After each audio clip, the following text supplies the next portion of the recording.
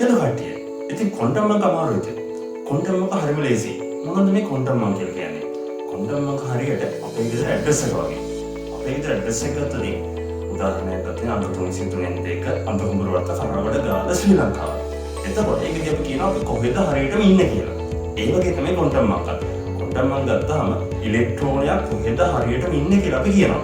Quantum අංක හතරක් තියෙනවා. ඒ තමයි පළවෙනි එක ප්‍රධාන ක්වොන්ටම් අංකය. ඒ කියන්නේ ඉලෙක්ට්‍රෝනයේ ශක්ති මට්ටම මොකක්ද කියලා කියනවා.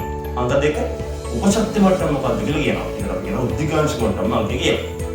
අංක 3 ගත්තාම ඒකදී අපි කියනවා මොන කාර්යයකද ඉන්නේ කියලා. ඒකට අපි කියනවා චුම්බක ක්වොන්ටම් අංකය කියලා. අංක 4 අපි කියනවා කොහෙද මේ කැරකෙන්නේ කියලා. ඒ කියන්නේ භ්‍රමණ ක්වොන්ටම් අංකය.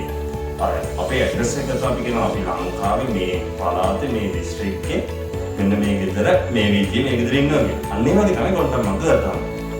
ඒ වගේ තමයි අපිට ඒක සමාන කරන්න පුළුවන් අපේ ID නම්බර් එකට. අපේ ID නම්බර් එක එකම ID නම්බර් එක දෙන්නට නෑ ලංකාවේ. ඒ වගේ තමයි ක්වොන්ටම් අංකය එකම ක්වොන්ටම් අංකයේ කිසිම ඉලෙක්ට්‍රෝන දෙකකට පවතින්නේ නෑ. ක්වොන්ටම් අංක හතරම එකක් වෙලා.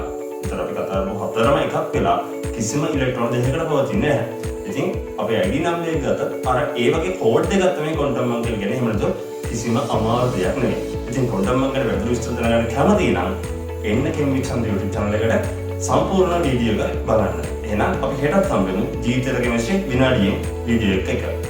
ජය වේවා.